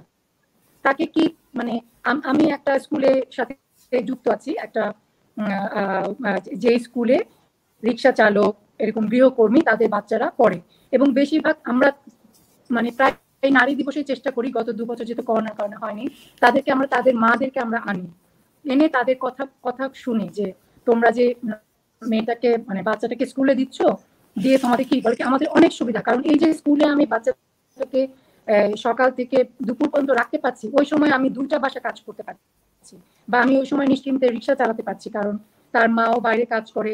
মানে তারা তখন ওই যে এটাও কিন্তু একটা মানে আমরা বিভিন্ন যে সামাজিক কাজগুলো হয় এতে কিন্তু মানে এই নারীগুলো কিন্তু ওই কাজে তখন ওই যে স্কুলে এসে ওই নারীটাও তখন সাপোর্ট দেয়, ওই স্কুলটাকে সাপোর্ট দেয়। কারণ তার বাচ্চাটা সারাটা দিন ওই স্কুলে থাকে, এবং সে ওই স্কুলে রাখতে পারছে দেখে কিন্তু কাজটা করতে পারছে। এই জিনিসটা তো সে নিজেই খুঁজে বের করেছে। এটা কিন্তু তার পুরুষ মানে তার স্বামী কিন্তু তাকে এই সহযোগিতাটা করেন না। নিজের পথটা আসলে নিজেকেই খুঁজে নিতে হবে, এটি আপনার মতামত। দায়িত্ব পালন করে। তার যে ভাই আছে তারা কিন্তু করে না। সে সবসময় বলে যে আমার মায়ের জন্য, মায়ের ওষুধের জন্য টাকা পাঠাতে হবে, মায়ের খাবারের জন্য টাকা পাঠাতে হবে। এবং নারীরা কিন্তু শুধু নিজের পরিবার না, সে মানে তার যে স্বামীর পরিবার ছাড়াও তার মায়ের পরিবারেও কিন্তু হেল্প করে। বেশিরভাগ নারী চেষ্টা করে যে নিজের টাকাটা জমিয়ে আমি মাকে হেল্প করবো বা আমার বোনকে হেল্প করবো। কাজেই আমি মনে করি যে নারীদেরকে মানে একজন শিক্ষিত নারী কাজ করার পরেও তাকে বাসায় গিয়ে সংসার করতে হয়, তাকে বাসায় গিয়ে বাচ্চাদের লেখাপড়া করছে কিনা সেটাও দেখতে হচ্ছে, তারপরে তার অফিসের কাজ থাকলে সেটাও করতে হচ্ছে। অসংখ্য ধন্যবাদ মন্টি আপা আপনাকে, অসংখ্য ধন্যবাদ আপনাকে। আপনার কাছে আমরা যেটা জানতে পারলাম যে নারীকে অনেক প্রতিবন্ধকতা পার করে এগিয়ে যেতে হবে, এটাকে আপনি বলছেন যে নিজের পথটা নিজে যদি তৈরি করতে পারেন বা নিজের সক্ষমতাকে তুলে ধরতে পারেন, সেক্ষেত্রে তার জন্য পথটা সুগম হবে এবং এটা করার দায়িত্ব নারীর নিজেরই। এটা আসলে প্রত্যেকটা মানুষের জন্যই হওয়া উচিত। নিজে পথ খোঁজার জন্য নিজেকে আসলে পথে নামতে হয়, তবেই না পথের সন্ধান পাওয়া যায়। আমার মনে হয় আমাদের আজকের এই আলোচনা, নারী দিবসের বিশেষ আয়োজন অপরাজিতায় আমরা দুর্দান্ত কিছু কথোপকথন পেয়েছি এবং সেখান থেকে কিন্তু আমরা জানতে পেরেছি যে বর্তমানে নারীর অবস্থান, বর্তমানে নারীর কর্মজীবনে তার প্রতিবন্ধকতা, শিক্ষা জীবন, সাংসারিক ক্ষেত্র এবং সার্বিক দিক থেকে আমাদের সফলতায় নারীর অবস্থানটি কেমন এবং সেখানে প্রতিবন্ধকতাগুলোকে তারা কিভাবে ছাপিয়ে এগিয়ে যেতে পারেন, সেই বার্তাগুলো কিন্তু আমরা আপনাদের কাছ থেকে পেয়েছি। আপনাদেরকে অনেক অনেক ধন্যবাদ যারা এতক্ষণ আমাদের সাথে যুক্ত ছিলেন অনলাইনে এবং স্টুডিওতে আছেন আমাদের সাথে ডক্টর জোবাদা নাসরিন আপা, আপনি আমাদের সাথে অনলাইনে কানেক্টেড ছিলেন চলচ্চিত্র নির্মাতা শবনম ফেরদৌসী এবং সেই সাথে নাসিমা খান মন্টি আপা। আপনাদের প্রত্যেককে অনেক অনেক ধন্যবাদ এবং ওপারে দর্শক যারা ছিলেন আমাদের সাথে যুক্ত, সরাসরি আমাদের সাথে সংবাদ প্রকাশের লাইভের এই সময়টিতে যারা যুক্ত ছিলেন তাদের সকলকে অনেক অনেক ধন্যবাদ জানাচ্ছি। আশা করছি আগামীতে নারী দিবসের আয়োজনে প্রতিবন্ধকতার জায়গাগুলো কমে যাবে এবং সফলতার হার বাড়বে। আপনারা সকলে ভালো থাকুন, সুস্থ থাকুন। বিদায় নিচ্ছি আমাদের সংবাদ প্রকাশের এই মুহূর্তের আয়োজন অপরাজিতা থেকে। সংবাদ, ফিচার ও অনুষ্ঠানের জন্য ভিজিট করুন সংবাদ প্রকাশের ওয়েবসাইট এবং যুক্ত থাকুন ফেসবুক পেজ ও ইউটিউব চ্যানেলের সঙ্গে।